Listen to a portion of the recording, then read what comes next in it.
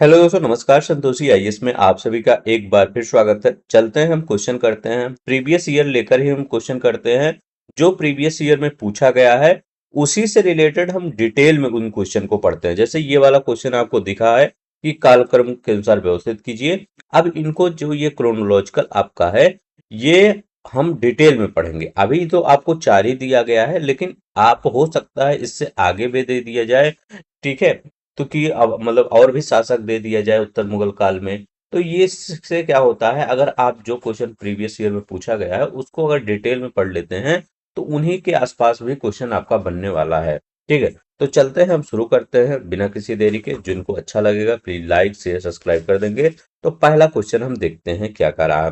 पहला क्वेश्चन ये कर रहा है कि निम्नलिखित मुगल शासकों पर विचार कीजिए तथा उनके कालानुक्रम पर व्यवस्थित कीजिए। अब देखिए, जो मुगल शासक हैं उन पर विचार करना है, उनके कालक्रम में व्यवस्थित करना है।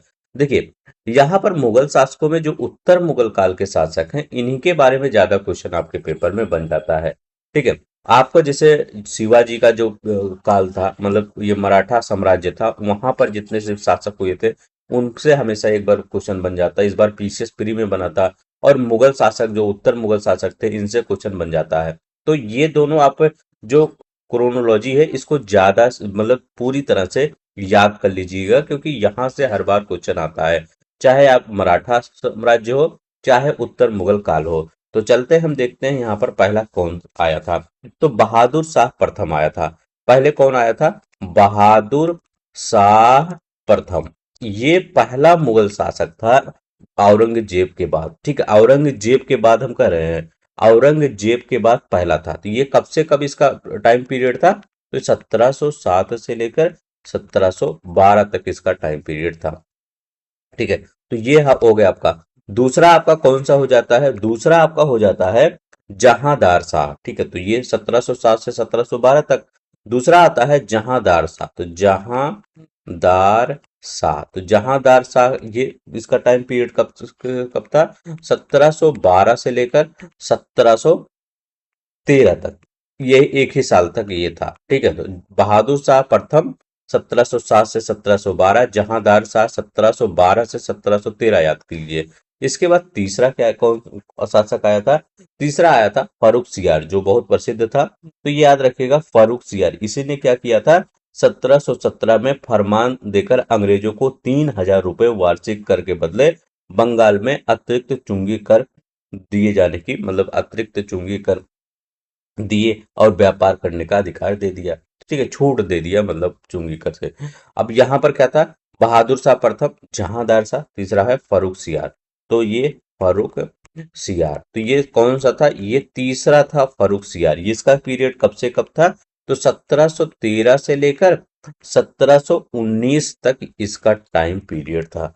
ठीक है, तो 1713 से 1719 तक इसका टाइम पीरियड था।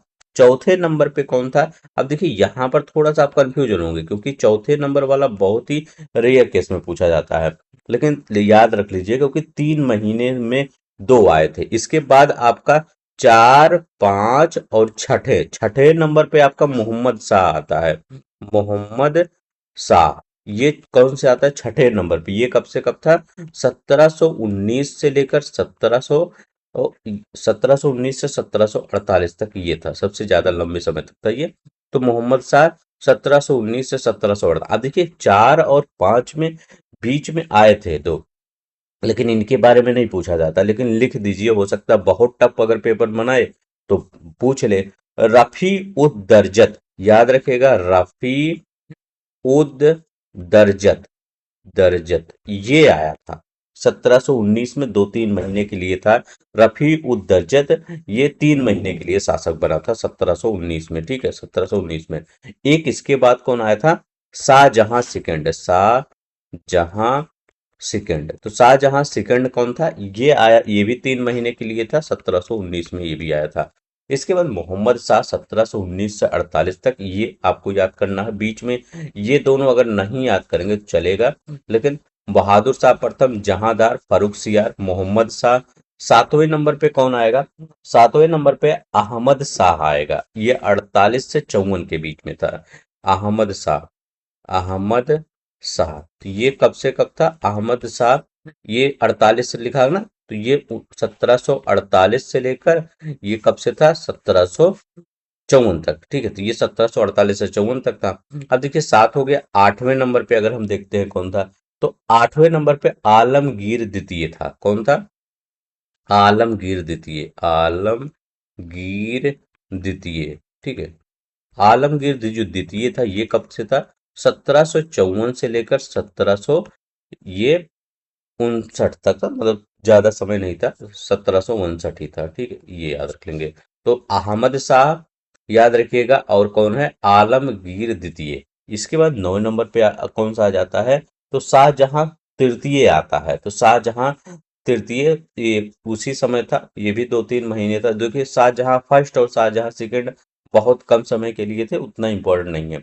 इसके बाद शाह आलम द्वितीय है, देख लीजिए, ये शाह आलम द्वितीय। तो शाह आलम जो द्वितीय था ये कब से कब था? तो शाह आलम द्वितीय था 1759 से लेकर 1806 तक, इसका टाइम पीरियड था।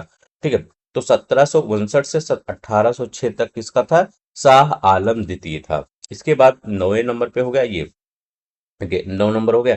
इसके बाद अगर हम 10वें देखते हैं, इसके बाद वाला टाइम पीरियड, अकबर द्वितीय। अकबर द्वितीय, तो अकबर द्वितीय ये कब से कब था? तो ये 1806 से लेकर 1837 टाइम पीरियड तक था। 10वां हो गया। और 11 नंबर पे कौन था? तो अकबर के बाद वही लास्ट हुआ मुगल शासक, बहादुर शाह द्वितीय। तो बहादुर शाह द्वितीय। तो बहादुर शाह जो द्वितीय था ये कब से कब आया था? ये मतलब ये लास्ट ही था, 1837 हुआ। 1837 से 57 हो गया। तो 1837 से 1857, तो ये आप सीक्वेंस याद कर लीजिए, क्योंकि यही सीक्वेंस से आपका क्या हुआ, आपका क्वेश्चन यहाँ पर बनने वाला है, जो ये आपका सीक्वेंस दिया गया है। ठीक है, बहादुर शाह ये वाला याद रखेंगे।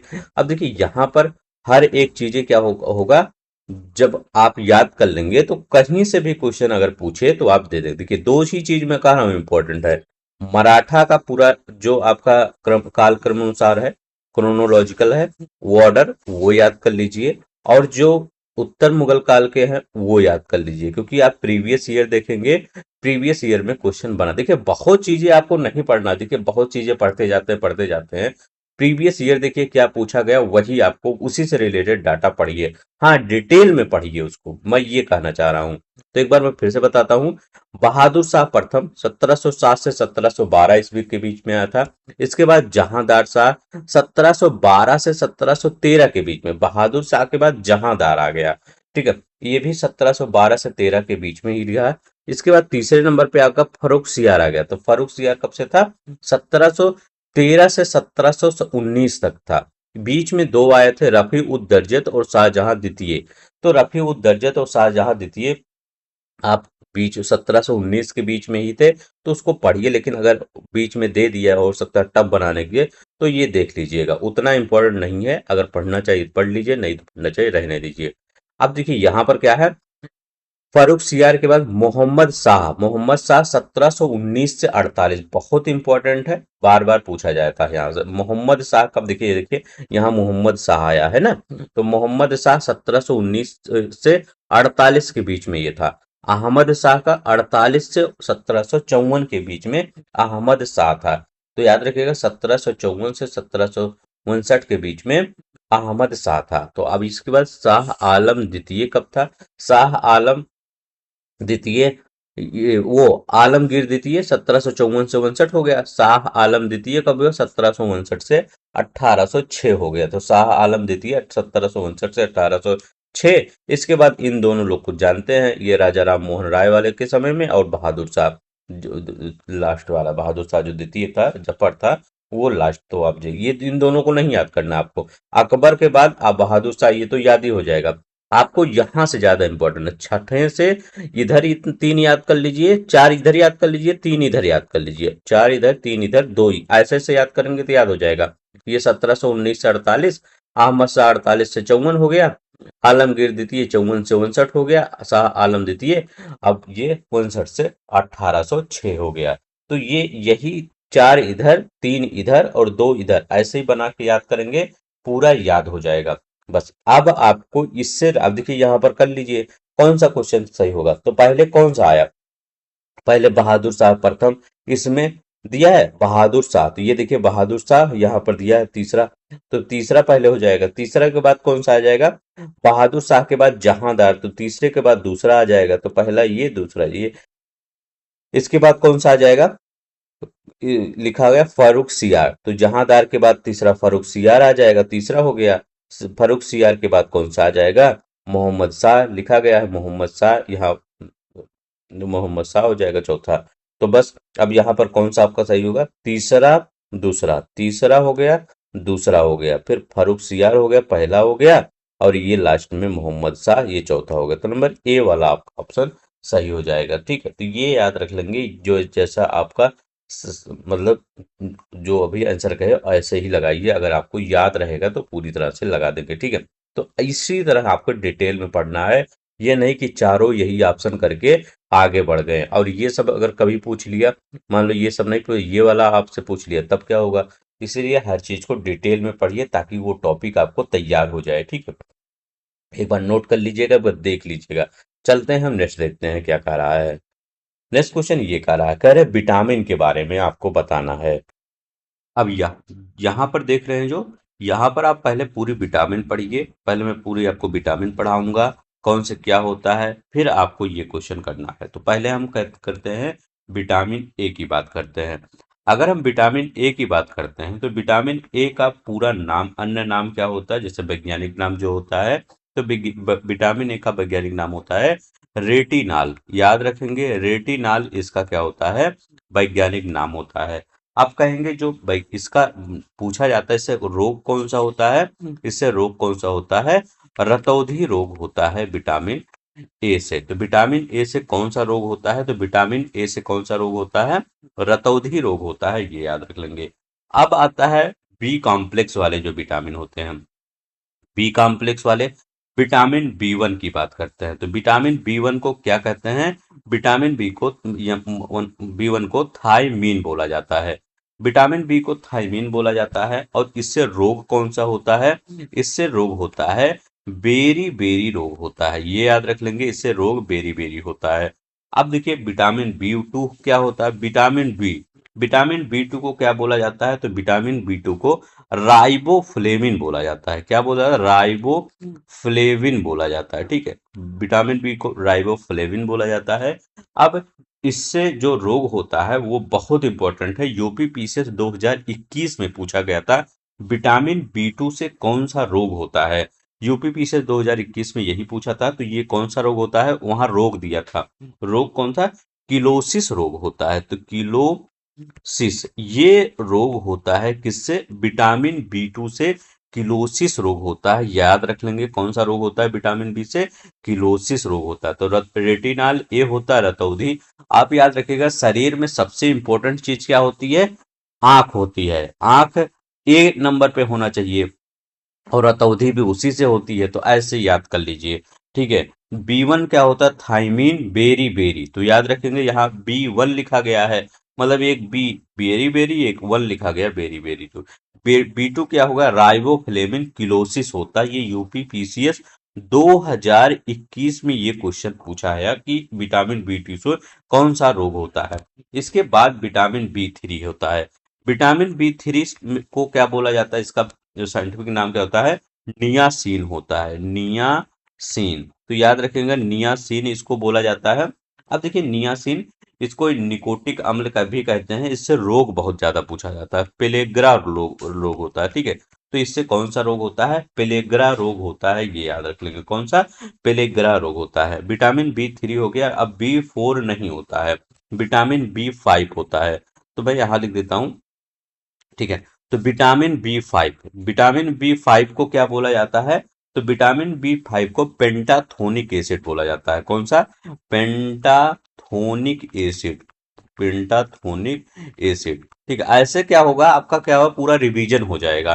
ठीक है, अगर मैं 4 5 10 क्वेश्चन करवा दे रहा हूं, उससे क्या होगा, पूरा रिवीजन, 100 क्वेश्चन करवा दे रहा हूं, कोई रिवीजन नहीं हो गया, नहीं हो पा रहा, तो उसका कोई मतलब नहीं रह जाता। तो पेंटाथोनिक एसिड बोला जाता है विटामिन बी 5 को। इससे बी 5 से सफेद बाल, तो अगर बाल सफेद हो रहे हैं, कुछ चर्म रोग टाइप हो रहा है, तो बी 5 खा लीजिए, सही हो जाएगा। ठीक है, अब देखिए बी 5 हो गया। विटामिन बी 6, विटामिन बी 6 जो होता है, इससे इसको क्या कहते हैं, पायरिडॉक्सिन। देखिए पायरिडॉक्सिन, इसको क्या डॉक्सिन बोला जाता है। अब देखिए सिन, आपका 6 आ रहा है ना, पायरोडॉक्सिक्स, ठीक है, ऐसा ध्यान रखिए, पायरोडॉक्सिक्स। तो विटामिन बी 6 हो गया। अब देखिए विटामिन बी 7 को क्या बोला जाता है, बी 7। अब देखिए बी 7 को यहाँ रोग उतना नहीं पूछा जाता है, इससे रोग वही रक्तक्षीणता, चर्म रोग, मानसिक रोग, पीसी, यही सब पूछे। जहां पर रोग इंपॉर्टेंट हो जाता है वहां पर मैं रोग बताऊंगा आपको। ठीक है, अब देखिए बी 7 का क्या है, बी 7 का बायोटीन, तो बायोटीन याद रख लीजिए। यहाँ जो ये आगे ये चारों है, A B1 B2 B3, इनका रोग पूछा जाता है, तो इनका रोग इंपॉर्टेंट है। अब देखिए बे क्या हो जाएगा, इसको विटामिन बी 7 को बायोटीन बोला जाता है। ठीक है, तो इसको मैं फिर से लिख देता हूं, यहां पर इसको क्या बोला जाता है, बायोटीन। तो बायोटीन किसको बोला जाता है, तो बायोटीन बोला जाता है बी 7 को बोला जाता है। बी 9 को क्या बोला जाता है, बी 9, तो बी 9 को फोलिक अम्ल, फोलिक एसिड या अम्ल, तो ठीक है, तो फोलिक एसिड या फोलिक अम्ल बी 9 को बोला जाता है। बी 12 को क्या बोला जाता है, तो बी 12 याद रखेंगे, बी 12 को क्या बोला जाता है, साइनोकोबालामिन, साइनोकोबालामिन, कोबालामिन, ये किसको बोला जाता है, बी 12 को। तो बी 9 को फोलिक अम्ल, बी 12 को साइनोकोबालामिन बोला जाता है। ये आपका बी कॉम्प्लेक्स वाला हो गया। ठीक है, तो याद रख लेंगे बी कॉम्प्लेक्स वाला। एक बार फिर से, रेटिनॉल से रतौंधी रोग हो जाता है आपका यहाँ पर, और थाइमीन से बेरी बेरी रोग हो जाता है, राइबोफ्लेविन से क्लोसिस रोग हो जाता है, यूपीपी से 2021 का क्वेश्चन है। ठीक है, बी 2 से, बी 3 जो होता है नियासिन, इसको बोला जाता है, इससे पेलेग्रा रोग हो जाता है।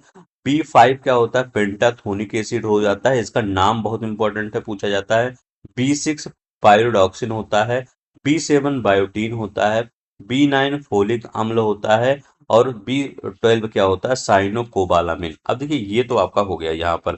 ठीक है, अब यहाँ पर हम क्या देखते हैं, जो सी वाला है, डी वाला है, ई, ओके, ये सब देख लेते हैं एक बार। ठीक है, यहाँ से भी क्वेश्चन आता है, बी और ए आपका हो गया। नेक्स्ट देखते हैं यहाँ पर, अगर हम देखते हैं कि विटामिन सी को, विटामिन सी बार बार पूछा जाता है, तो विटामिन अगर सी देखा जाता है, तो विटामिन सी को क्या बोला जाता है, एस्कॉर्बिक एसिड बोला जाता है। क्या बोला जाता है, एस्कॉर्बिक, कॉर्बिक एसिड। एस्कॉर्बिक एसिड किसको बोला जाता है, ये बोला जाता है विटामिन सी को। इसको रोग कौन सा हो जाता है, इसको रोग कौन सा हो जाता है, इसी में, इसी नाम में ही रोग छुपा हुआ है, स्कर्वी। तो ये बताने की जरूरत नहीं है, बार बार पेपर इतना पूछ लिया है कि आपको याद ही हो गया है। अब देखिए विटामिन डी होता है, विटामिन डी। अब देखिए विटामिन डी को यूपीपीसी 2015 में क्वेश्चन पूछा था, और बीपीएससी 2016 में क्वेश्चन पूछा था। विटामिन डी में दो चीजें होती हैं, आपको याद रखना होगा।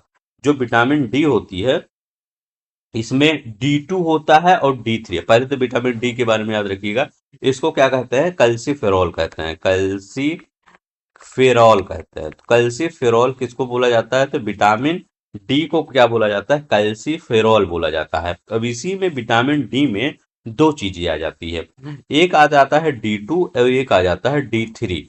D2 के बारे में बीपीएससी ने पूछा था, और D3 के बारे में यूपीपीसीएस ने पूछा था।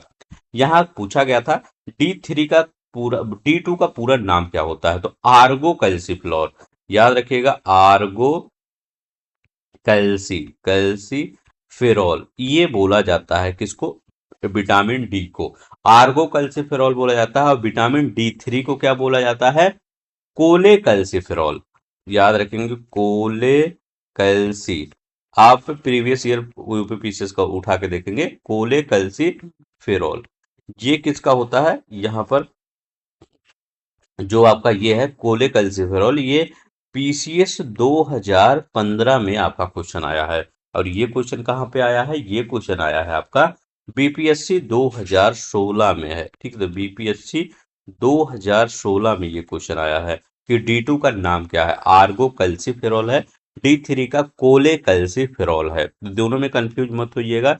3 मतलब क्या होता है, 3 मतलब सी, सी अल्फाबेट में सी इतना है, तो सी ऐसे कोले। अब ठीक है, ऐसे याद कर लीजिएगा। आर्गे कैल्सिफेरॉल D2 याद रख लेंगे। विटामिन डी अगर याद रखो कैल्सिफेरॉल, इसी में अगर D2 आर्गो कैल्सिफेरॉल, अगर सी D3 डाल दिए कोले मतलब जोड़ दीजिए, और विटामिन सी क्या हो, स्कर्बिक एसिड, ये हो गया। ठीक है, अब यहाँ हो गया आपका। अब देखिए विटामिन ई, विटामिन ई में क्या होता है, देखिए विटामिन ई, तो विटामिन ई की अगर हम बात करते हैं तो विटामिन ई को क्या बोला जाता है, टोकोफेरॉल, टोकोफेरॉल बोला जाता है। विटामिन ई का नाम क्या है, टोकोफेरॉल। इसमें क्या होता है, ये कई बार पूछा जाता है, अगर विटामिन ई की कमी हो जाती है तो जनन क्षमता जो होती है उसकी कमी होती है, तो जनन क्षमता की कमी होती है अगर विटामिन ई की कमी है। अब देखिए विटामिन के, तो विटामिन के हो क्या होता है, फिलोक्विनोन, तो ये भी क्वेश्चन बहुत पूछा जाता है। तो ये क्या बोला जाता है इसको, विटामिन के तो फिलो फिलोक्विनोन, क्यूनोन, तो फिलोक्विनोन किसको बोला जाता है, विटामिन को के को। अब यहाँ पर ये क्वेश्चन ये पूछा जाता है, जो चोट लगने पर रक्त का थक्का ना जमना, जैसे कहीं चोट लग गई, हमेशा खून निकला जा रहा है, खून निकला जा रहा है, उस पे बहुत चीजें, कपड़े उपड़े सब भी बांध रहे, पट्टी उट्टी कर रहे हैं, तब भी निकला जा रहा है, तो क्या होता है, इसका मतलब होता है कि विटामिन के की कमी है। तो विटामिन के की अगर कमी रहेगी तो क्या हो जाएगा, यही होता है विटामिन, ये ये आपका खून नहीं जमता है। ठीक है, तो ये याद रख लेंगे। तो विटामिन को फ्यूलोक्विनोन बोला जाता है इसको। ठीक है, चोट लगने पर रक्त का थक्का नहीं जम, इसका अन्य नाम भी, अगर ये फ्यूलोक्विनोन ना पूछा जाए, पूछे तो ये एक और नाम है, इसको नेप्थोक्विनोन बोला जाता है। याद रखेंगे, नेप्थोक्विनोन, नोन, नेप्थोक्विनोन भी बोला जाता है इसको, क्या, कौन से, विटामिन के को। तो ये विटामिन ई को टोकोफेरॉल, विटामिन क्यू को क्यूनोन, और या फ्यूलोक्विनोन बोला जाता है, या नेप्थोक्विनोन। ठीक है, इतना तो आपको याद रखना। अभी एक चीज और याद रखना है, कौन सा विटामिन पानी में घुलनशील है, कौन सा विटामिन जल में। तो अगर बी और सी देखा जाए तो ये पानी में घुलनशील है, जो आप कीड़ा पढ़ते हैं, ठीक है, कीड़ा, ठीक है, कीड़ा। अब देखिए के, विटामिन ई, विटामिन डी और विटामिन ए, तो ये कहाँ पे घुलनशील है, ये वसा में, फैट में घुलनशील है। कहाँ पर, ये फैट में घुलनशील है, ये याद रख लेंगे। तो इतना ये याद रख लेंगे। और पीछे जो आपका यहाँ पे है, vitamin C, ascorbic acid, calciferol, और D2 को आर्गो, D3 को कोले कैल्सिफेरॉल कहते हैं। 2015 का ये क्वेश्चन है। और यहाँ पर ये याद रख लेंगे, रेटिनॉल, रतौंधी, थायमीन, बेरी। अब देखिए यहाँ पर देखते हैं, ये तो सिंपल क्वेश्चन पूछा गया था। विटामिन सी को क्या बोला जाता है, स्कर्वी रोग, इससे क्या हो रोग हो जाता है, स्कर्वी रोग, इसको एस्कॉर्बिक एसिड बोला जाता है। फोलिक अम्ल, जो फोलिक अम्ल होता है उससे क्या होता है, रक्त अल्पता होता है। याद रखिएगा, ये विटामिन B9 की बात कर रहे हैं। यहाँ पर क्या होता है, रक्त अल्पता, मतलब रक्त की कमी हो जाती है। ठीक है, एनीमिया जिसको आप बोलते हैं ना, कहते हैं एनीमिया हो गया है, तो ये याद रखिएगा, एनीमिया जो टाइफाइड होता है, फिर रक्त, ये एनीमिया टाइप किसी तरह की शिकायत होती है, प्लेटलेट्स डाउन हो जाते हैं। विटामिन ए बहुत महत्वपूर्ण है शरीर के लिए, तो नाइट ब्लाइंडनेस, रतौंधी होती है, याद रख लेंगे, नाइट ब्लाइंडनेस। विटामिन B1, तो B1 को याद रख लेंगे, बेरी। तो देखिए कितना सिंपल क्वेश्चन था, हो गया ना। ऐसे ही हर चीज, देखिए दो ही क्वेश्चन हुआ है अभी, लेकिन 23 मिनट बीत गया है। चलते हैं, हमने देखते हैं। ठीक है, ये हो गया। ये अब देखिए यहाँ पर, पश्चिमी घाट के विभिन्न दर्रे और जिन्हें घाट कहा जाता है, उत्तर से दक्षिण का क्रम बताइए। ये क्वेश्चन कहाँ पूछा गया था, ये क्वेश्चन आपके पेपर में, आपके 2023 के क्वेश्चन में पूछा गया। तो अब हम पूरा दर्रा पढ़ेंगे। क्वेश्चन पूछा क्या गया था, क्वेश्चन बहुत ही सिंपल था, ज्यादा टफ नहीं था।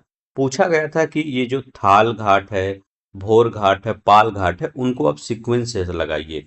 तो क्या, कौन पहले उत्तर में आएगा, कौन दक्षिण में आएगा। तो याद रखेंगे, जो पहले आएगा वो थाल घाट आता है। थाल घाट के बाद कौन सा आता है, भोर घाट आता है, फिर पाल घाट आता है। तो महाराष्ट्र की अगर हम बात करते हैं, तो महाराष्ट्र में तो आपके दो आपके दर्रे इंपॉर्टेंट है, जो थाल घाट है और भोर घाट है। तो यहाँ पर थाल घाट है, थाल घाट और भोर घाट, यही महाराष्ट्र में ही है, भोर घाट। ये दोनों दर्रे कहाँ पे आप पड़ जाता है, ये महाराष्ट्र में थाल घाट और भोर घाट।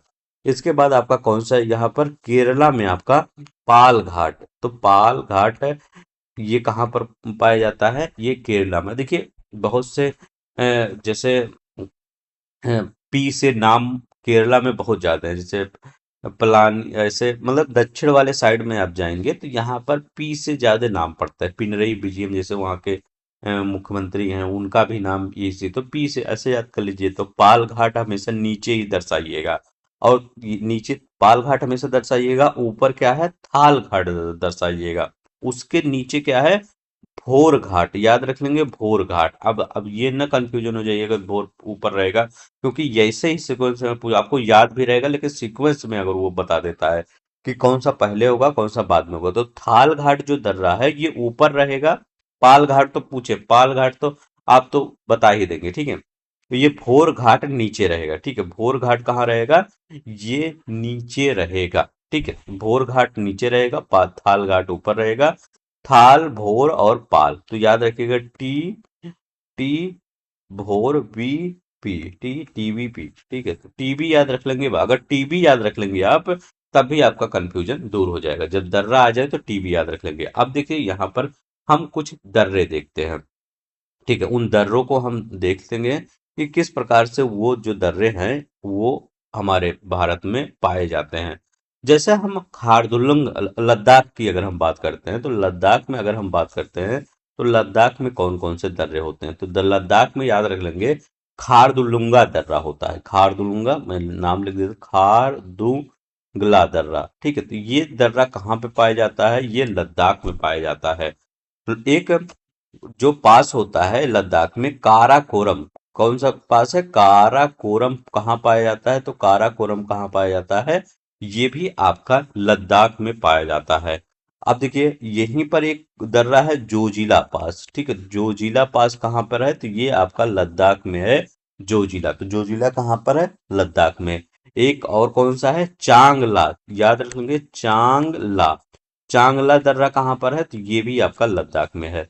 तो काराकोरम, खारदुल्लंगा दर्रा, जोजिला दर्रा और चांगला दर्रा, ये कहाँ पे पड़ता है, तो ये आपका लद्दाख में पड़ता है, केंद्र शासित प्रदेश लद्दाख। तो काराकोरम, खारदुल्लंगा, जोजिला, चांगला दर्रा, ये कहाँ, लद्दाख में। अब हम कहेंगे लद्दाख के अगर नीचे आते हैं तो जम्मू कश्मीर पड़ेगा। जम्मू कश्मीर में दो दर्रे पड़ते हैं, कश्मीर अभी सुर्खियों में है तो इसीलिए याद कर लीजिए, इंपॉर्टेंट है, ठीक है। तो कश्मीर के जो दो दो दर्रे हैं वो कौन कौन से, वो तो कश्मीर के दो दर्रे याद रख लेंगे, पीर पंजाल और बनिहाल। तो याद रखिए कौन सा, पीर पंजाल। तो पीर पंजाल हो गया और बनिहाल हो गया।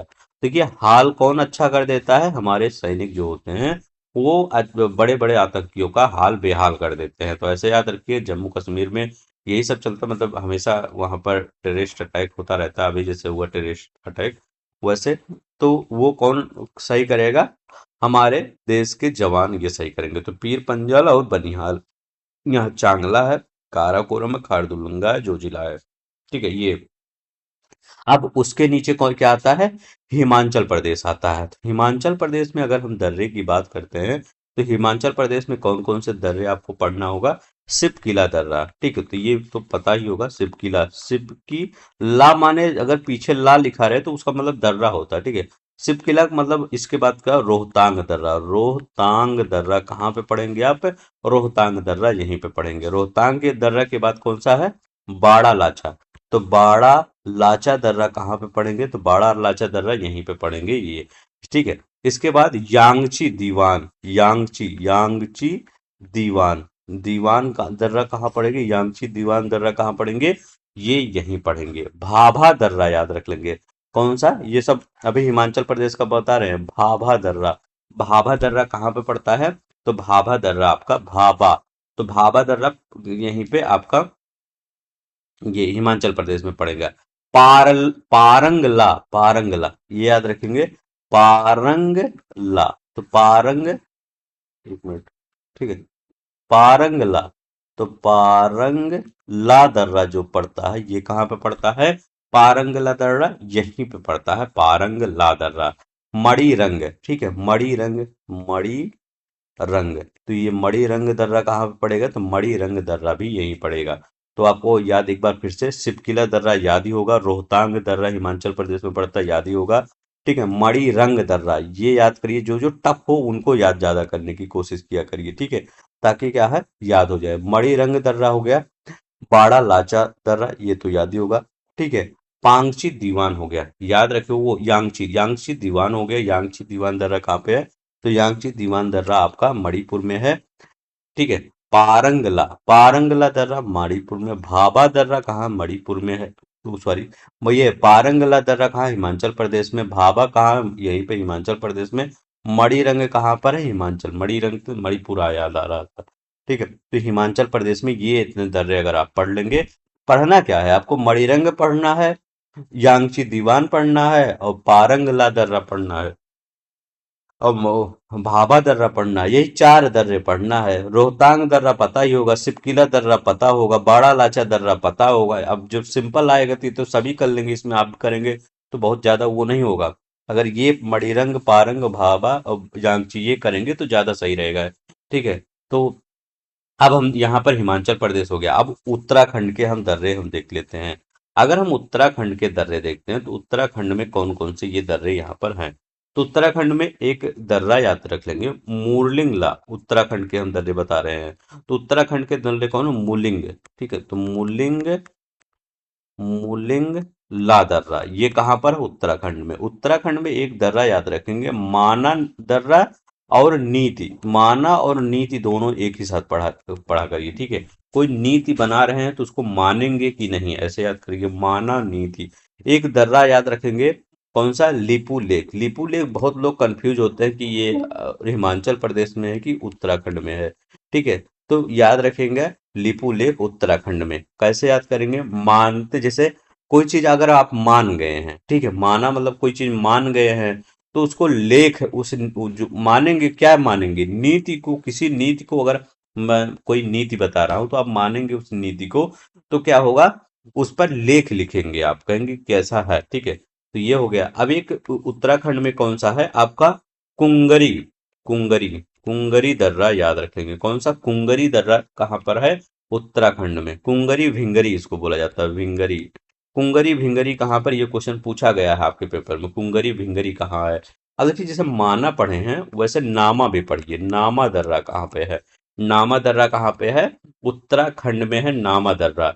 नामा दर्रा के बाद आपका रलाम, रलाम दर्रा, रलाम दर्रा कहाँ, रा बड़ा ला पे आकमंत्रा माँ, तो रलाम दर्रा, रलाम दर्रा उत्तराखंड में है। सिक्किम में कौन वो सॉरी, ये सिरला दर्रा, सिरला दर्रा कहाँ पर है, यहीं पर है।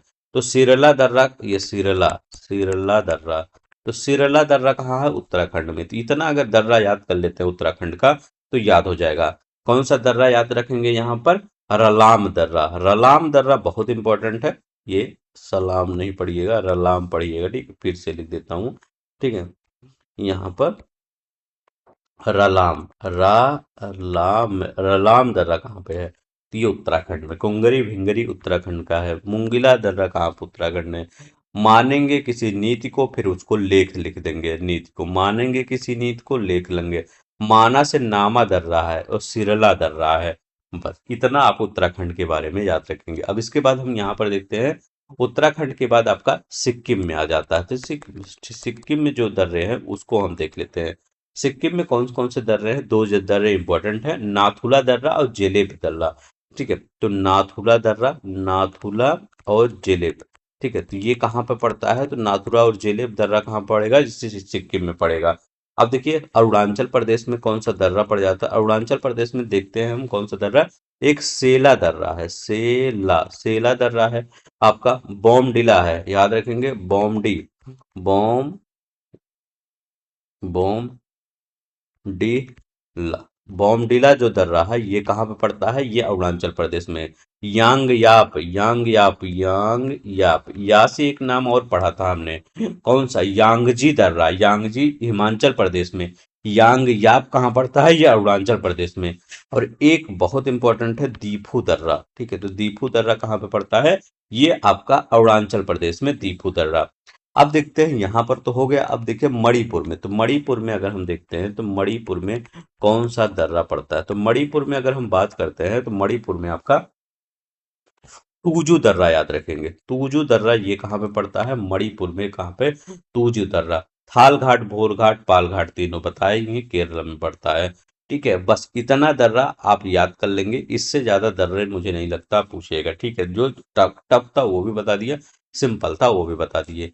तो ठीक है, तो एक बार फिर से हम देख लेते हैं। यहाँ पर देखते हैं यांग याप दर्रा अरुणाचल प्रदेश में। सेला दर्रा कहाँ पे पड़ता है, तो से और ला, सेला दर्रा आपका कहाँ पे पड़ता है, तो सेला दर्रा आपका पड़ता है अरुणाचल प्रदेश। बॉमडिला अरुणाचल, दीपू अरुणाचल में। नाथुला और जेलेपा दर्रा कहाँ पे पड़ेंगे, सिक्किम में पड़ेंगे। इसके बाद आपका ये उत्तराखंड में नामा, माना, नीति, लिपुलेख, मुलिंग, पुंगरी, बिंगरी, रतलाम, सिरला, ये दर्रा पढ़ेंगे। अब ये तो हम बताए ही थे। मणिरंग और यांगची दीवान, पारंगला, भाभा, ये आप चारों दर्रा जो नहीं याद है ये हिमाचल प्रदेश में। खारदुंगा, जोगला, चांगला दर्रा, पीर पंजाल और बनिहाल, ये जम्मू कश्मीर में पढ़ेंगे। ठीक है, और ये ऊपर वाला लद्दाख में। बस इतना दर्रा आपको याद करना है। चलते हैं, अब हम नेक्स्ट देखते हैं कौन सा हमारा क्वेश्चन है।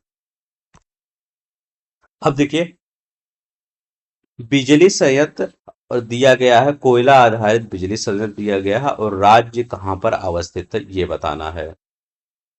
तो पहले हम क्या करते हैं, पहले हम कुछ जो आपके कोयला आधारित प्रमुख क्षेत्र है, संयंत्र है, वो देख लेते हैं। इसके बाद हम क्वेश्चन तो कर ही लेंगे बाद में। ये आपका 2023 का क्वेश्चन है, इससे रिलेटेड और भी चीजें पढ़ लीजिए ताकि क्या हो, आपको हर चीजें याद हो जाए। तो चलते हैं, हम देखते हैं। तो यहाँ पर अगर हम देखते हैं दो चीजें, आप अगर हम भारत का पहले मैप एक बनाते हैं, फिर उसमें तो मैप थोड़ा अगर सही नहीं बन पाएगा तो उसको देख लीजिएगा। लेकिन मैं क्या रहा हूँ, भारत का मैप एक बना के फिर समझाऊंगा, थोड़ा ज्यादा समझ में आएगा आपको। ठीक है,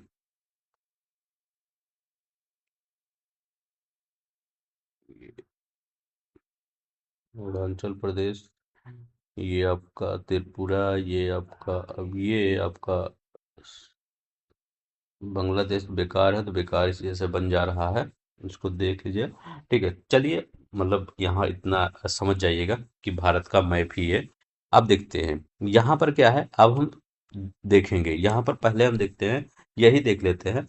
यहाँ पर कौन सा है, काहल गांव करें, काहल गांव ये कहाँ पर है, खारगोन कहाँ है, कुडगी कहाँ है, और कोरबा कहाँ है। तो अगर हम काहल गांव देखते हैं तो काहल गांव जो कोयला संयंत्र है ये कहाँ पे पड़ता है, तो ये बिहार में पड़ता है काहल गांव। तो ये कहाँ पे पड़ेगा, बिहार में। तो ये याद रख लेंगे, बिहार में, सॉरी यहाँ पर बिहार ही लिख रहे हैं। ठीक है, बिहार में क्या पड़ेगा, बिहार में पड़ेगा आपका कहल गांव। तो कहल गांव ये कहाँ पे पड़ेगा, बिहार में पड़ेगा, तो ये याद रखिएगा। ये बी एच लिख दे रहे हैं ऊपर। ठीक, बिहार में क्या पड़ेगा, कहर गांव। ठीक, कहल गांव। खारगोन कहाँ पड़ेगा, तो आपका एमपी है, यहीं पे पड़ेगा खारगोन। तो खारगोन आपका कहाँ पड़ेगा, एमपी में पड़ेगा। देखिए हर चीजें याद कर लीजिए।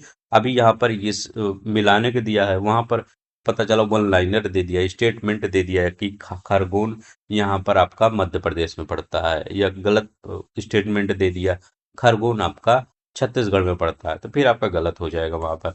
तो खरगोन एमपी में पड़ता है। कोरबा कहाँ पे पड़ता है, छत्तीसगढ़ में पड़ता है, तो ये तो आपको पता होगा, कोरबा सुर्खियों में रहता है। तो कोरबा कहाँ पे पड़ेगा, ये छत्तीसगढ़ में पड़ता है कोरबा। ठीक है, तो कोरबा छत्तीसगढ़ में पड़ता है।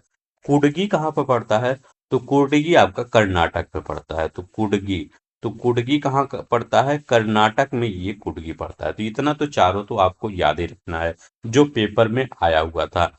अब जो पेपर में नहीं आया था उनको हम पढ़ लेते हैं, जो थोड़ी से टफ है, टफ पढ़ेंगे।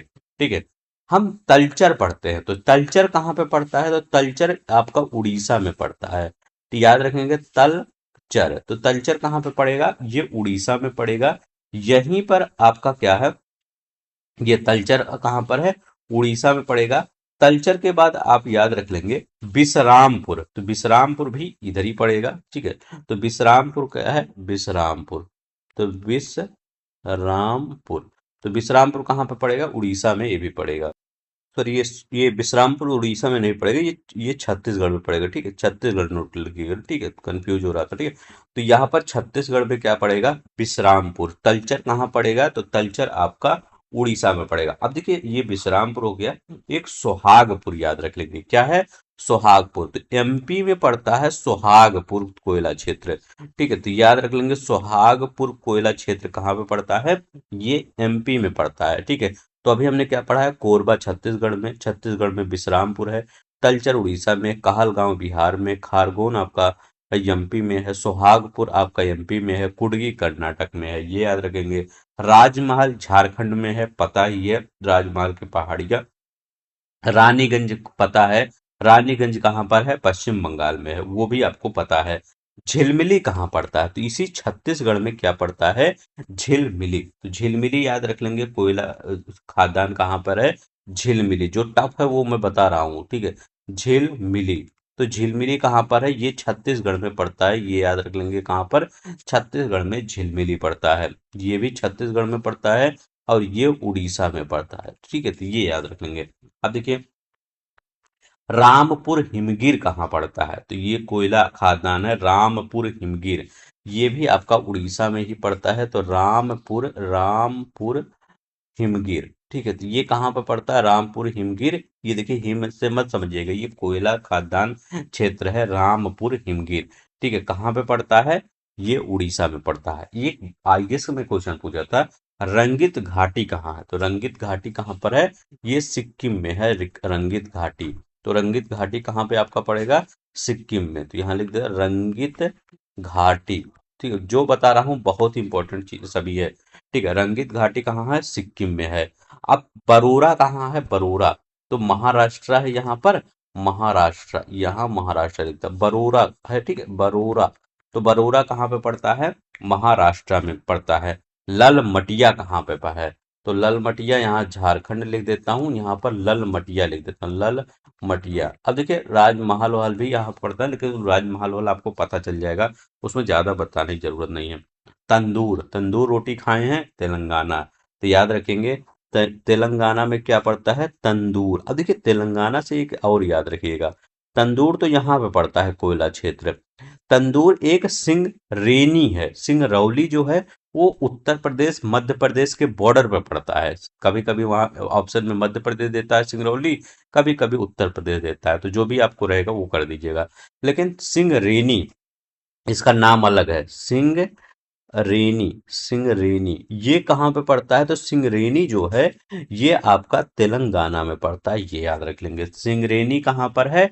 तेलंगाना में है। तो ये सिंगरेनी और तंदूर, तो सिंगरेनी तंदूर यहाँ झिलमिली छत्तीसगढ़, विश्रामपुर छत्तीसगढ़, तलचर उड़ीसा। ठीक है, और रामपुर हिमगिर उड़ीसा पढ़ेंगे। ललमटिया झारखंड पढ़ेंगे। कहाँ पर पढ़ेंगे ललमटिया? ये झारखंड में पढ़ेंगे। तो ठीक है, ये आपका जो ये तंदूर है ये आप 2016 में आया था कि तंदूर कहाँ पर है। तो तंदूर कहाँ पर है? तंदूर कहाँ पर है? तेलंगाना में है। रंजीत घाटी या रणजीत घाटी, कुछ भी पढ़िए। 2016 आर ओ यारो में आया था। बरोरा आया था 2016 आर ओ यारो में। कहाँ पे पड़ता है बरोरा? ये महाराष्ट्र में पड़ता है बरोरा, ये याद रख लेंगे। कहाँ पर? महाराष्ट्र में आपका बरोरा पड़ता है। अब देखिए अगर हम नीचे देखते हैं, नीचे एक नवेली है, ठीक है, जो लिग्नाइट कोयले के लिए बहुत ज्यादा प्रसिद्ध है, नवेली। तो ये कहाँ है? तमिलनाडु में। तो याद रखिएगा नवेली कहाँ पे पड़ेगा, बहुत इंपॉर्टेंट है नवेली, तमिलनाडु में है, पूछा गया है आपका। ठीक है, कहाँ पर है? यहाँ। एक कर्णपुरा, कर्णपुरा कहाँ पर है? तो कर्णपुरा ललमटिया जहाँ है यहीं पे कर्णपुरा है। तो कर्णपुरा या कर्णपुरा, तो ये कहाँ पे पड़ता है? ये झारखंड में पड़ता है कर्णपुरा। ठीक है, तो आई होप आपको देखिए ये जितना जो टफ है वो बहुत है, लेकिन मैं जो टफेस्ट है उनको मैं बता रहा हूँ ताकि आपका क्या हो जाए, याद हो जाए। तो ये कहाँ ललमटिया और कर्णपुरा कहाँ पर है? ये आपका पड़ जाता है झारखंड में। तो याद रखिएगा ये दोनों आप झारखंड, देखिए इसी तरीके से अगर याद करेंगे तो एक दिन में बहुत से सारे सारे चैप्टर आपको याद हो जाएंगे। ठीक है, तो यहाँ पर ठीक है। अब उमरिया कहाँ पर है? उमरिया, ठीक है, तो ये सोन घाटी में उमरिया पड़ता है। तो याद रख लेंगे सोन घाटी मध्य प्रदेश में। उमरिया भी पूछा गया था आपके पेपर में।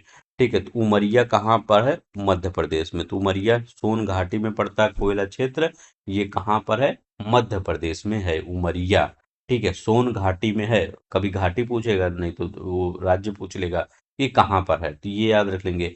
तो इतना क्या कर दे, कम से कम इतना तो आपको याद ही होना चाहिए, ताकि क्या हो, आप तो वहां पर मतलब वहां वहां पर कर ले, क्योंकि वहां पर जो ऑप्शन हो वो एलिमिनेट कर दें। ठीक है, तो इतना तो आपको याद ही हो करना होगा। ठीक है, तो अच्छा, वर्धा घाटी कहाँ पड़ता है? वर्धा घाटी, तो वर्धा घाटी कहाँ पड़ता है? महाराष्ट्र में पड़ता है, ये याद रख लेंगे। चलते हैं हमने देखते हैं, और भी हम क्वेश्चन जब प्रैक्टिस करवाएंगे तो हम और भी आगे करवा देंगे। ठीक है, चलते हैं हमने देखते हैं। ये है, अब देखिए महत्वपूर्ण ये महत्वपूर्ण दिवस है, विश्व जनसंख्या दिवस, विश्व वन्यजीव दिवस, ओजोन दिवस, विश्व स्वास्थ्य दिवस। यहाँ पर हम देख लेते हैं कि कौन कौन सी चीजें अभी जो मनाई जाती है। ये आपके पेपर में क्वेश्चन यहाँ से भी बनता है। तो अगर हम इसको पहले कर लेते हैं, विश्व जनसंख्या दिवस कब मनाया जाता है? तो ये 11 जुलाई को मनाया जाता है। तो ए का दूसरा कहाँ है? यही है, यहाँ है। अब इसके बाद अब हम देखिए ओजोन दिवस, ये तो पता ही रहता है आपको, सितंबर 2000। ये तो सी का कौन सा होगा? सी का चौथा। विश्व ओजोन दिवस, सी का चौथा। ये देखिए, ये वाला आपका सही हो जाएगा। बस ये इसमें कुछ नहीं था। अब देखिए यहाँ पर देखते हैं, विश्व वन्यजीव दिवस कब मनाया जाता है? ये भी देख लीजिए। बी का कौन सा हो जाएगा? 3 मार्च को विश्व वन्यजीव दिवस मनाया जाता है। इसी दिन मोदी जी कहाँ पे गए थे? मोदी जी गए थे गिर नेशनल पार्क। यहीं पर बहुत सारे जो आपका ये वाइल्ड से रिलेटेड काफी प्रोजेक्ट लॉन्च हुए। जनगणना भी काफी लॉन्च, एक दो जनगणना भी लॉन्च हुई थी, हमने उसको करंट वाले में पढ़ाया। देखिए यहाँ पर हम देखते हैं, अगर हम देखते हैं जो इम्पोर्टेंट चीजें हैं, अगर हम देखते हैं राष्ट्रीय समुद्री दिवस कब मनाया जाता है, ये बताइए।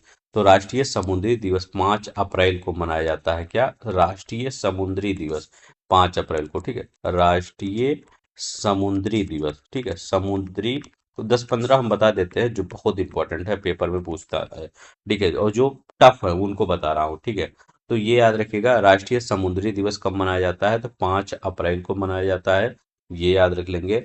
8 मार्च को क्या मनाया जाता है? 8 मार्च को, तो 8 मार्च को क्या मनाया जाता है? तो 8 मार्च को आपका अंतर्राष्ट्रीय महिला दिवस मनाया जाता है। तो महिला दिवस अंतर्राष्ट्रीय वाला कब मनाया जाता है? 8 मार्च को मनाया जाता है। ठीक है, ये याद रखेगा। 21 मार्च को क्या मनाया जाता है? 8 से 21 मार्च चलेंगे, तो 21 मार्च को अंतर्राष्ट्रीय वन दिवस मनाया जाता है। ठीक है, अंतर्राष्ट्रीय वन दिवस, तो वन दिवस। अच्छा, ये बताइए जो 8 मार्च को अंतर्राष्ट्रीय महिला दिवस मनाया गया, इसकी इस बार थीम क्या थी? ठीक है, ठीक है, इसकी इस बार थीम क्या थी? तेजी से कार्यवाही करें। याद रखिए क्या है? तेजी से, क्योंकि थीम पूछ लेता है, तेजी से कार्यवाही करें, इसकी थीम थी। क्योंकि वो देखा जाता है कि महिलाओं में जो भी होता है थोड़ा सा तेजी से काम होता है, उनके में ज्यादा ही होता है महिलाओं के, लेकिन और तेजी चाहिए ताकि ज्यादा से ज्यादा लोग मतलब कुछ भी करने से डरे। ठीक है, तो तेजी से कार्यवाही करें, ये क्या है? अंतर्राष्ट्रीय महिला दिवस की इस बार थीम है। अंतर्राष्ट्रीय जो वन दिवस है, इसकी थीम क्या है? वन और भोजन। तो अंतर्राष्ट्रीय वन दिवस की थीम क्या है? वन और भोजन। वन और भोजन इसकी क्या है? ये थीम याद रख लेंगे, किसका? ये। अब देखिए 22 मार्च, 21 मार्च हो गया, अब 22 मार्च को देखिए। तो 22 मार्च को क्या मनाया जाता है? तो 22 मार्च को मनाया जाता है विश्व जल दिवस। तो याद रखें, विश्व जल दिवस मनाया जाता है। तो विश्व जल दिवस मनाया जाता है, यहाँ पर इसकी थीम क्या है? ग्लेशियर संरक्षण। तो ग्लेशियर संरक्षण इसकी थीम है। ठीक है, तो ये ग्लेशियर संरक्षण इसकी थीम थी इस बार। तो ये हमने क्या बताया था? 5 अप्रैल को बताया था राष्ट्रीय समुद्री दिवस बताया था। 8 मार्च को अंतर्राष्ट्रीय महिला दिवस, तेजी से कार्यवाही करें। अंतर्राष्ट्रीय वन दिवस, वन और भोजन था। ठीक है, अंतर्राष्ट्रीय वन, 21 मार्च को अंतर्राष्ट्रीय वन दिवस, 22 मार्च को विश्व जल दिवस। ठीक है, इसमें ग्लेशियर संरक्षण इसका थीम था। तो याद रखिएगा, ग्लेशियर संरक्षण इसकी थीम थी। 2 फरवरी को, याद रखिएगा, 2 फरवरी को क्या मनाया जाता है? विश्व आर्द्र भूमि दिवस, वर्ल्ड वेटलैंड डे मनाया जाता है। इसका थीम याद रखेंगे, इसकी थीम क्या थी? इसकी विश्व थीम थी हमारे साझा भविष्य के लिए आर्द्र भूमि की सुरक्षा। अभी लेटेस्ट ये सब थीम है, हमारे साझा भविष्य के लिए, साझा भविष्य के लिए, ठीक है, भविष्य के लिए आर्द्र भूमि की सुरक्षा। याद रखिए किसकी, वेटलैंड की सुरक्षा, आर्द्र भूमि की सुरक्षा, ये इस वीक की थीम थी। तो 2 फरवरी को जो विश्व आर्द्र भूमि दिवस मनाया जाता है, उसकी थीम थी हमारे साझा भविष्य के लिए आर्द्र भूमि की सुरक्षा थी। ये इंपॉर्टेंट है, याद रखेंगे क्या ये। 10 फरवरी को क्या मनाया जाता है, 10 फरवरी को मनाया जाता है विश्व दलहन दिवस। इसकी थीम दालें कृषि प्रणालियों में विविधता लाना। तो कृषि खाद्य प्रणालियों में विविधता लाना, दालें कृषि खाद्य प्रणालियों में विविधता लाना, इसका ये था, ठीक है, ये याद रख लेंगे। अब यहाँ पर 4 जनवरी को, 4 जनवरी देख लीजिए, 4 जनवरी को विश्व ब्रेल दिवस मनाया जाता है। ठीक है, 4 जनवरी को क्या मनाया जाता है, ब्रेल दिवस।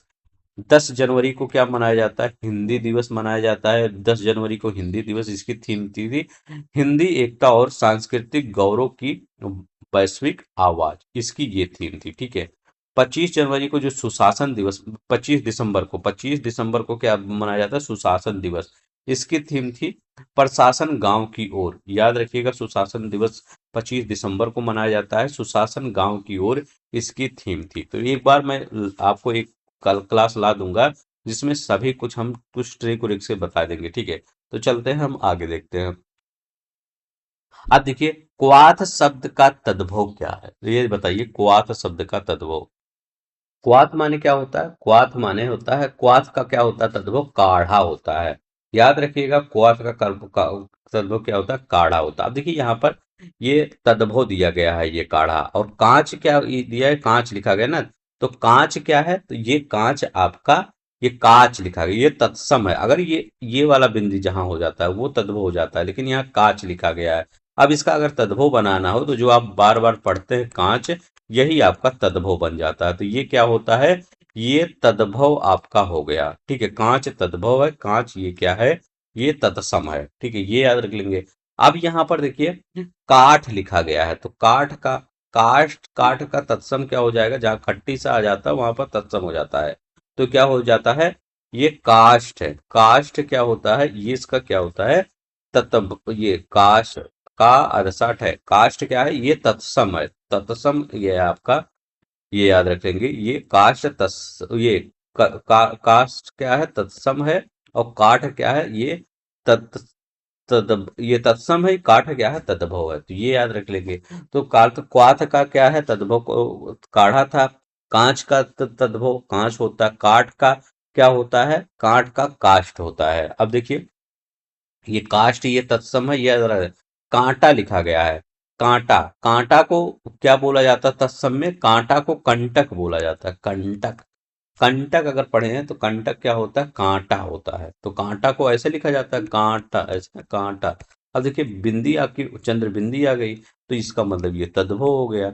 अब ये बिंदी तो आपका तत्सम हो गया। तो याद रखिए कंटक को क्या बोला जाता है, तत्सम बोला जाता है। ये तत्सम है और ये तद्भव है, ये याद रखिएगा। अब देखिए कोदो को क्या बोले, एक कोदो होता है, कोदो। कोदो क्या है, तद्भव है। कोदो को क्या होता है, कोद्रव। कोद्रव ये होता है, याद रखिए कोद्रव होता है। कौड़ी होता है, कौड़ी। कौड़ी क्या है, तद्भव है। कौड़ी का तत्सम क्या होता है, कपर दिका। कपर दिका ये क्या होता है, ये कौड़ी का तत्सम होता है। कपर दिका आपका तत्सम है कौड़ी का, ठीक है। तो कौड़ी का तत्सम कपर दिका है, नहीं देखते हैं। मच्छिका किसका तत्सम शब्द है, मच्छिका बता रहे हैं कि मच्छिका किसका, तो मच्छिका किसका है, मक्खी का, मच्छिका मक्खी का तत्सम शब्द है, ठीक है। तो याद रखिएगा मच्छिका। अब देखिए मिट्टी लिखा गया है, मिट्टी क्या है, तद्भव है, ये तद्भव है। अब इसका तत्सम अगर हमको बनाना है तो इसका तत्सम क्या होगा मिट्टी का, ये मृतिका होगा, मृतिका, ठीक है। तो ये मृतिका क्या होता है, ये तत्सम होता है, ये याद रखिएगा। अब यहाँ लिखा गया है मच्छर, तो मच्छर क्या है, ये तद्भव शब्द है। मच्छर क्या है, तद्भव है। अब इसका तत्सम बनाना है तो तत्सम क्या बनाएंगे, मशक। मशक होता है ना, मशक, याद रखिएगा मशक होता है मच्छर का, मशक, ठीक है, मशक याद रखिएगा, ठीक है, मशक और मृतिका। अब यहाँ लिखा गया है मछली, बताइए मछली का क्या होता है, मछली का मत्स्य, मत्स्य ये है ना, ठीक ऐसे लिखा जाए ना, मत्स्य पालन कहते नहीं, जो आपका कोई योजना चल रहा है नहीं, मत्स्य पालन, प्रधानमंत्री मत्स्य पालन योजना, ठीक है। तो मत्स्य ऐसे लिखा जाता है, माँ लिख दीजिए, आधाता लिख दीजिए, आदर्शा, ये मत्स्य ऐसे लिखा जाता है, ठीक है। तो ये याद रखिए, मछली का मत्स्य होता है तत्सम, मछली ये तो तद्भव ही है, ठीक है। तो ये याद रखिए, मच्छिका का मक्खी है तद्भव। चलते हैं नेक्स्ट देखते हैं हम। अही का क्या होता है, अही का बताइए, अही का। तो अही का क्या होता है, अही मतलब सांप। मान लीजिए सांप वो किसी को काटे ना, लेकिन अगर काटता तो कहते हैं आही, अब आह निकल जाती है, ठीक है। तो सांप क्या होता है, अही होता है, ये याद रख लेगा। अही का और क्या होता है, सांप मैं नहीं बताऊंगा, इसका भुजंग होता है, ये तो याद ही होगा। ब्याल याद रख लेंगे, ब्याल होता है, क्या होता है, सांप का पर्यायवाची ब्याग। एक उरग वर्ड होता है, कौन सा वर्ड वर्ड होता है, उरग वर्ड होता है, ये याद रखिएगा। एक नाग वर्ड होता है, नाग तो पता ही होगा, नाग को क्या बताना आपको, ठीक है। ब्याल हो गया, ऊरग हो गया, पन्नग याद रखिएगा, पन्नग, पन्नग किसका होता है, ये सांप का होता है। विषधर पता ही होगा। ये तो ये तीनों याद रख लेंगे। सांप का अही होता है, अही तो याद ही रख लेंगे। अही के बाद ये याद रख लेंगे, ब्याग, ऊरग, पन्नग, ये तीनों याद रखेंगे। कान का ही याद रख लेंगे, कान के कौन कौन सा होता है, कान का होता है कर्ण, तो याद ही होगा, कर्ण होता है। कान का सरवड़ होता है, जिसे आप सुनते हैं, तो सरवड़, इस ये भी याद रख लेंगे, सरवड़ पर्यायवाची होता है। इसका श्रुति होता है, श्रुति, ठीक है, श्रुति भी होता है इसी का। इसका श्रुपति होता है, श्रुति पट, श्रुति पट भी इसी का पर्यायवाची होता है, ये याद रख लेंगे, श्रुति पट। अब देखिए, यहाँ लिखा गया है पृथ्वी, पृथ्वी का क्या होता है, पृथ्वी का बहुत इंपॉर्टेंट है, ईला बहुत पूछा जाता है, ईला होता है। पृथ्वी का भू होता है, ये याद रखिएगा। अचला होता है, ये याद रख लेंगे। अचला, वसुधा होता है, ये याद रख लेंगे, वसुधा। वसुंधरा होता है, वसुंधरा, ये याद रख लेंगे। मेदिनी होता है, मेदिनी। अब देखिए, अचला क्यों बोला जाता है, अचला, चला, ठीक है, अचला, चली नहीं, चल नहीं रहे, चला नहीं है, ठीक। तो ये अवनी बहुत बार पूछा जाता है, अवनी, अवनी, अवनी पूछा जाता है। जगती पूछा जाता है, जगत नहीं, जगत से जगती बना है, जगत हुआ जगती। तो इला, भू, अचला, वसुधा, वसुंधरा, वसुधा, वसुंधरा, मेदिनी हो गया, मेदिनी, ठीक है। वसुंधरा, मेदिनी, मेदिनी है, मेदिनी हो गया। अवनी हो गया, जगती हो गया, ठीक है। तो ये क्या हो गया, जगती याद रख लेगा, अच्छा क्वेश्चन है। पूछेगा कि जगती किसका पर्यायवाची है, तो जगती पृथ्वी का पर्यायवाची है, ठीक है। तो ये याद रख लेंगे, किसका है, जगती, पृथ्वी का है। तो ये हो गया। अब देखो मुख का बचा है, तो मुख का क्या होगा, सकल होगा, मुखड़ा होता है, सूरत होता है, सकल, ये सब तो पता ही होगा। सूरत लिख दीजिए, सूरत ऐसे लिखा जाता है, ठीक है। सूरत है, मुख है, शकल है, ऐसे शकल ऐसे। इसका तो सिंपल है, कोई बताने की जरूरत नहीं है। फिर देखते हैं। अब देखिए, जैव विविधता अधिनियम, वन्य जीव अधिनियम, प्रोजेक्ट टाइगर अधिनियम, ये बताना है आपको। तो हम प्रोजेक्ट हाथी देखते हैं, प्रोजेक्ट हाथी कब आया था, तो प्रोजेक्ट एलिफेंट 1992 में आया था। सिंपली 1992 में प्रोजेक्ट हाथी।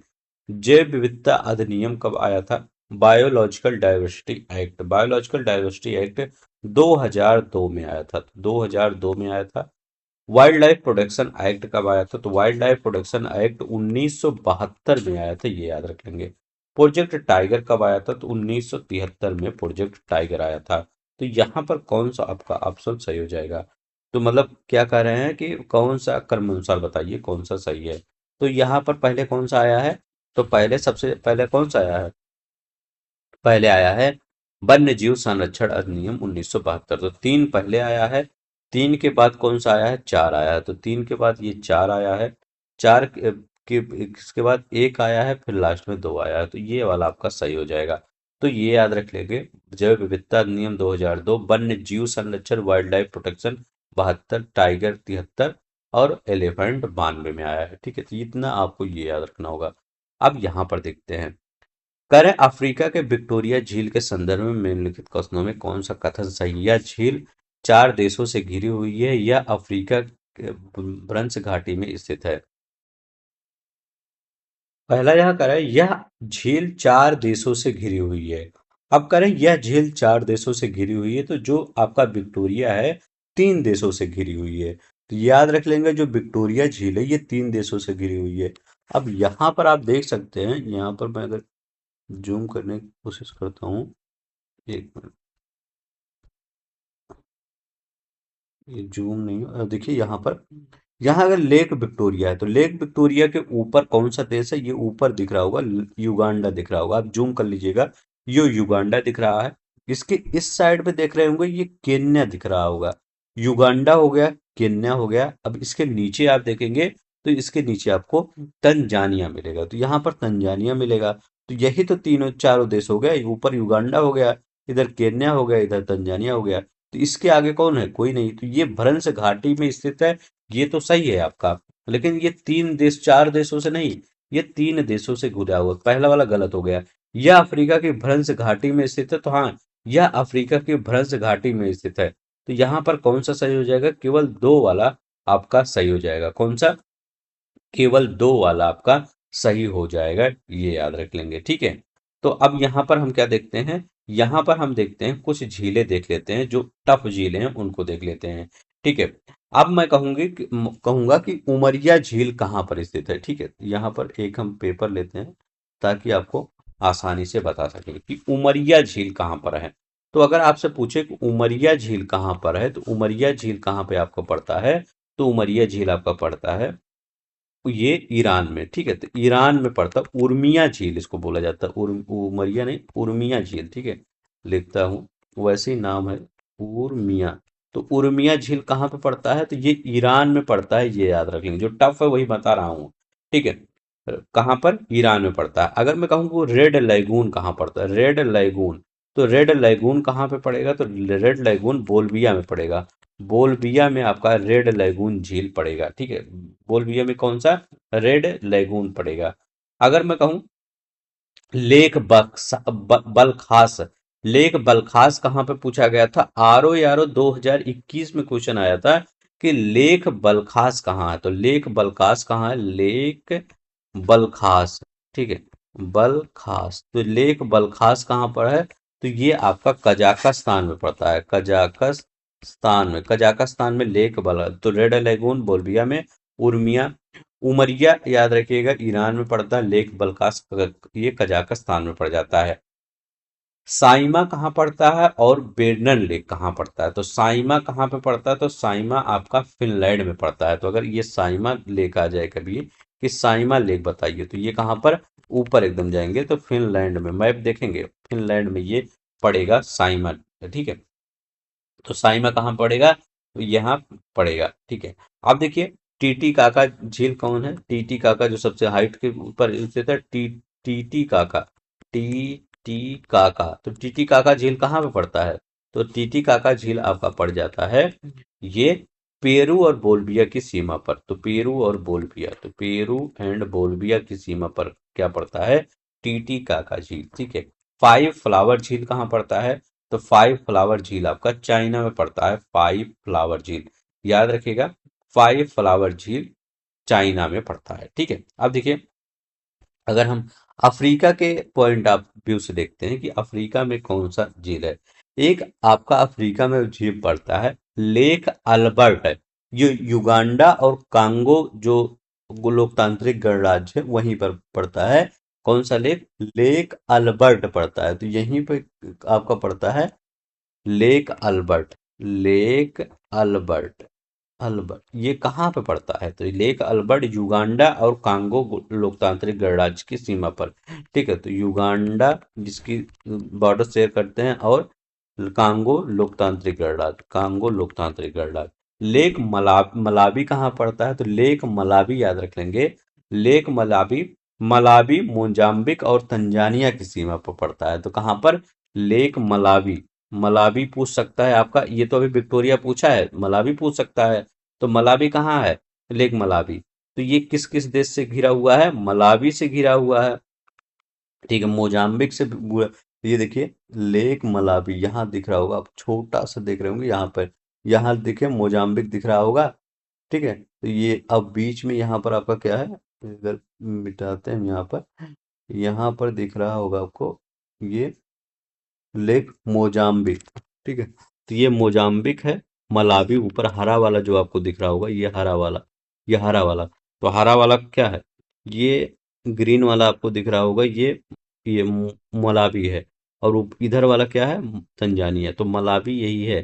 तो पूछेगा कि आपको, जैसे अभी विक्टोरिया पूछ लिया, तो वहां पर मलावी पूछ लिया, तो इसके कौन से देश से मलावी से, मलावी तो देश हो ही गया, ये तो कोई दिक्कत नहीं है इसमें। यहाँ मोजाम्बिक हो जाएगा, मोजाम्बिक, ठीक है, मोजाम्बिक जो नीचे वाला है, और ऊपर जो आ जाएगा आपका तंजानिया आ जाएगा।